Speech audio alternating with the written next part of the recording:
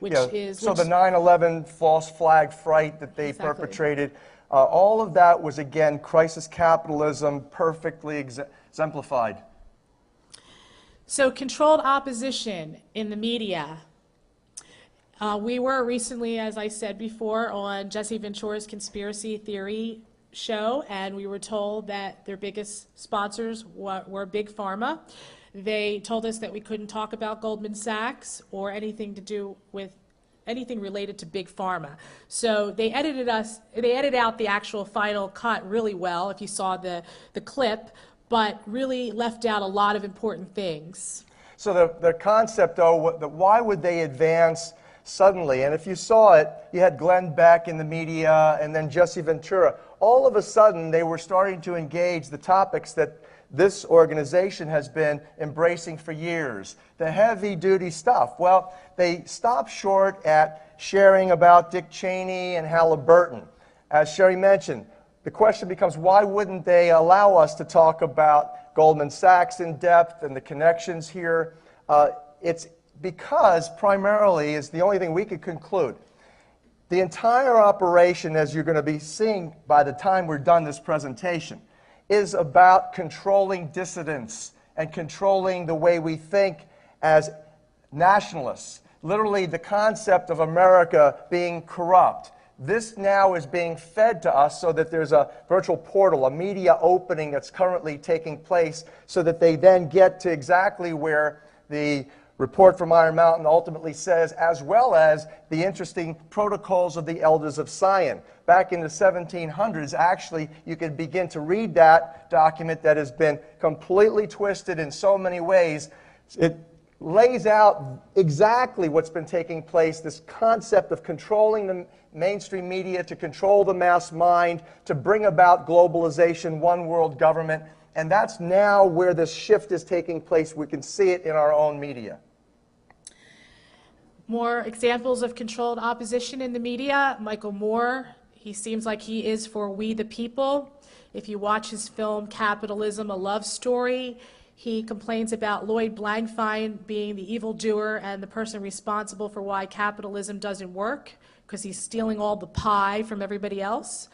But it dealt with the concept that America, if you remember correctly from the even headline news, America's real estate market was dropping out because of Goldman Sachs had actually again put options or bet that the government couldn't step in effectively and that the housing market would drop precipitously, and that's exactly what it did. And when it did that, all the investors that were tipped off at Goldman Sachs to make money off the crash in the housing industry made fortunes. So if you look at who is producing his pictures, it's actually the Weinstein Company that is actually funded by ABC Disney, and Lloyd Blankfein is the biggest funder of ABC Disney. So why would he actually produce a show, a movie that talks bad about the producer? And that's part of what controlled opposition is. Exactly. It's discrediting all sources of information and intelligence. It deals with the Hegelian dialectic of behavioral engineering, social control, whereby if you have mixed messages, mixing people's heads up, they become confused. It's ultimately this concept of thesis. You advance a thesis. One says that mainstream media is telling you that Goldman Sachs is great for the economy and they're helping the government. And you look at the presidents and you look at all the players in the White House over the past several decades, you see all of them are graduate lawyers from Goldman Sachs. And you begin to realize that they're also now beginning to filter in this disinformation or information, propaganda, to have the thesis that says that they're good suddenly now violated, saying that they're bad. Now that's antithesis, and it breeds this mass confusion that's called synthesis. And this is mind control. It is an MK Ultra operation in which we are all brainwashed virtually as a result of what I've just shared in every field. The stimulus generalization goes out, and all of the main players, all of the dissidents, all of the targets of the dissidents get this kind of like discredited or challenged, where we then, as a people, become dysfunctional. We drop out of activism, and we get frustrated, and this conspiracy of silence is really what is doing us in. And a lot of people get really upset about the fact that we expose some of these people they consider to be their heroes in the truth movement, because they feel that at least somebody has a voice loud enough to get some truth out. But half a truth is not the full truth, and there's a big hypocrisy going on for who these people are really working for. So if you're really going to be telling the truth, you need to be telling the complete truth, and not having to take money from people who you say that are the bad guys, and you're exposing them as the bad guys. That's giving disinformation out to the public, and that's what leads to the confusion that we're all in. And so part of that confusion also is you look at the leader in the field of the media in our particular genre, conspiracy, realities. It's Alex Jones. Now, Alex has interviewed me on numerous occasions. I wouldn't consider myself a close friend of Alex. Anybody that knows Alex Jones personally knows that he's got a huge ego and that he basically controls a lot. Well, the experience that I had dealt with the fact that I was paying Alex Jones to advertise our excellent, superior silver hydrosol impregnated with 528 hertz frequency, which is extraordinary. It's probably the most powerful thing that anybody anywhere could do that would undermine the pharmaceutical industry, is to advance the understanding that we've been advancing with 528 hertz frequency as a homeopathic resonance virtually of love, love being the universal healer. If you put that in a homeopathic and you couple it with a double silver hydrosol, a double superconductor. Silver is a superconductor of energy. Water is a superconductor of energy. You put a double superconductor of energy, literally giving people love and a vibrational essence in their bodies instantly that causes them to realign with virtually God and what all of nature is celebrating, which is this greenish-yellow color that the botanical world celebrates called chlorophyll, is vibrating at 528 nanometers light and 528 hertz frequency of sound. My book called The Book of 528 is coming out this summer. It's on ebook now. It lays out all of the mathematics. I happen to be blessed to work with some of the world's leading physicists and mathematicians. We've advanced the absolute certainty and proof, what I'm telling you now, that shall undermine and shall ultimately take down petrochemical pharmaceutical cartel with the simplest understandings of how we as natural beings can be sustained naturally, vibrationally, virtually from the music of love. So Alex Jones was advertising OxySilver, and we were paying him good money to do that.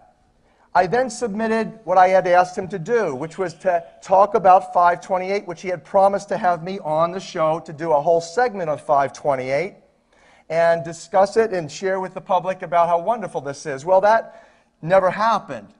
We started to get delayed. It was the H1N1 swine flu fright. Suddenly, this whole advertising campaign dropped out. We couldn't get back. Alex Jones had all these excuses, lame excuses why he couldn't produce the commercial, why we didn't have the segment. And come to find out, it wasn't until weeks later that we learned that Alex Jones was sponsored by the top companies producing Silversol for Homeland Security officials on the board of directors. We'll talk a little bit more about that in a couple minutes. So what are the COINTELPRO objectives? Well, first of all, if you don't know what COINTELPRO is, it's counterintelligence propaganda. I'm sure most people in this room know what that is. In case you don't, that's what it is. And it was, most people don't know that it has continued to this very day. It's famous for being active in the 1960s and the early 70s.